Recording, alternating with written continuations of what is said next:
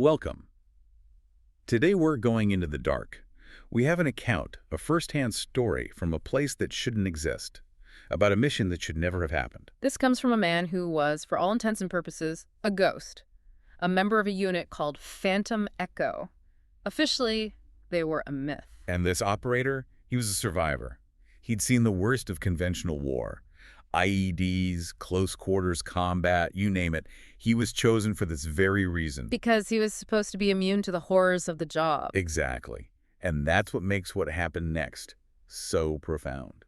Because all that experience, all that training, it meant nothing. The mission started quietly. An isolated stretch of northeast Wyoming. There's an old, abandoned animal testing facility out there. Locals had a name for it. They called it the doghouse. Chilling! And the catalyst wasn't some, high-level intelligence. It was much closer to home. 12 local police officers and sheriff's deputies had gone missing. They were investigating reports of movement inside that decommissioned facility. They went in. And they never came out. The official story was just missing persons, a cold case. But Phantom Echo got the call. There were personal ties. Some of those deputies knew the operators. This wasn't just an assignment. No, it was personal. They pushed for it. They overrode jurisdiction because they just knew that whatever was in that building had already overwhelmed trained law enforcement. Their orders were simple, almost deceptively so. Go in quiet, observe, report, and get out. They didn't even make it past the front door before that plan went completely off the rails. The insertion itself was tense. They ran cold. Matte black Suburbans cutting through a thick fog, no lights. You can just picture it. They were worried about watchers, worried they were already being observed before they'd even set foot on the property. And what they found wasn't a scene of chaos. That's the eerie part. 3 abandoned police cruisers sat there in the mist. One driver's side door was just hanging open, the rear lights still pulsing a faint red. But the main security door to the facility, it was only cracked, maybe 2 inches. This wasn't a panicked entry. It wasn't a firefight. It was quiet. Too quiet. Inside, the main warehouse floor was just stale, cold. Paperwork was still sitting in trays. Like it was abandoned in the middle of a lunch break, years ago.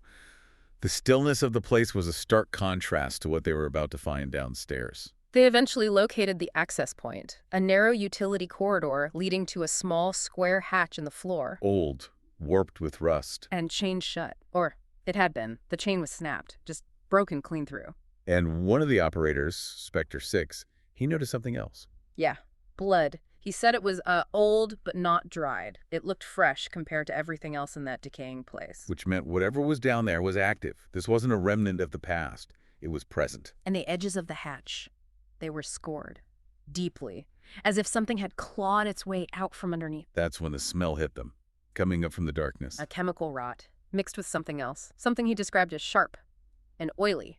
They descended into a world of bare concrete and greenish-gray surgical tile.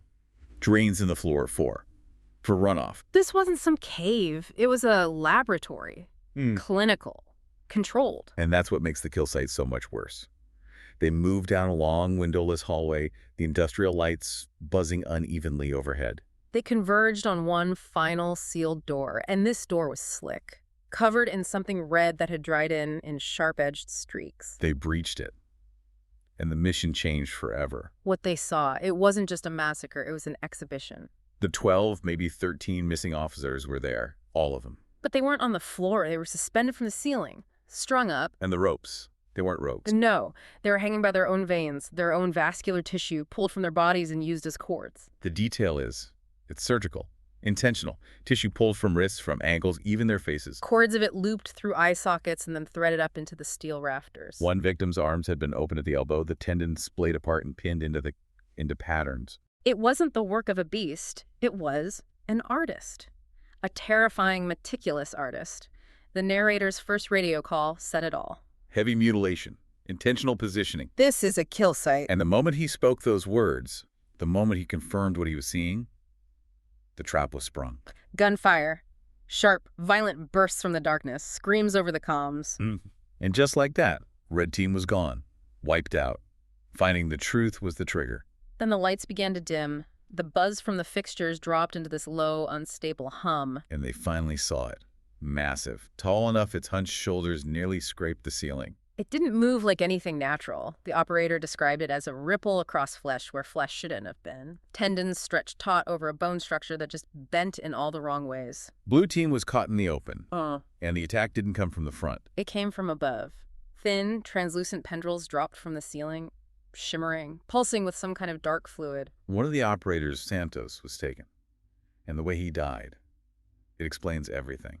The tendril that grabbed him it had fingers made of living surgical tools. Scissors made of folded cartilage, syringes that seemed to grow out of the flesh, filled with an amber fluid, barbed hooks. A needle, thin and black, plunged into Santos's shoulder. No resistance, just slid right in. And then it pulled upward, lifting off the ground by his own circulatory system. They heard a sickening pop as the flesh tore. His veins were peeling free from his body, unraveling him in ribbons of muscle and tissue. And that's when they understood. This thing. Yeah. It didn't just kill. It dissected. It harvested. Santos, to his credit, emptied an entire drum from his rifle. 7.62 rounds, center mass. And it had no effect. None. That was the moment of pure terror, the realization that their skills, their weapons, everything they had ever learned, it was useless. The narrator, Inspector 2, a woman named Ruth, they ran. They found a steel storage closet and slammed the door. And they just listened. The entity wasn't rushing. It pursued them slowly, deliberately. They could hear its footsteps, a pause, then a soft, sliding sound. Wet skin against tile, he said. It was waiting, right outside their door. Ruth knew they were done for. She came up with a plan, a sacrifice. The old move, a flashbang, to draw its attention, give the narrator a chance to escape. But they both knew it was futile. He even said it. Bullets didn't stop it. Yeah. What was a flashbang gonna do? She did it anyway, pulled the pin, threw the door open. The flash. A non-human scream that tore through the air, a wet slam against metal, the crack of bone. And then silence. Absolute damning silence. He waited in that closet for, he doesn't know how long. Hours, maybe? Until a new sound broke the silence. Heavy, deep gunfire, far more powerful than their own. A new team had arrived. And this team was different. Full squads in dense, matte black armor, hexagonal weave, sealed helmets, nothing standard issue. They moved with a chilling efficiency. No words, no wasted motion. They were not a rescue team. They were a cleanup crew. They used a vibrating blade on some kind of portable rig to cut down the suspended bodies. And then they brought out these compact devices. They produced a blue-white flame. Hotter, more controlled than any normal fire. The remains, the officers, the members of Blue Team, Ruth, they just disappeared, turned to nothing. The organization was erasing the scene with the same surgical precision the creature used to create it. The narrator was extracted immediately. He was met by his handler and told 5 simple words. You were never here. His entire existence was being deleted. Clearance codes, access logs, all of it. Restricted.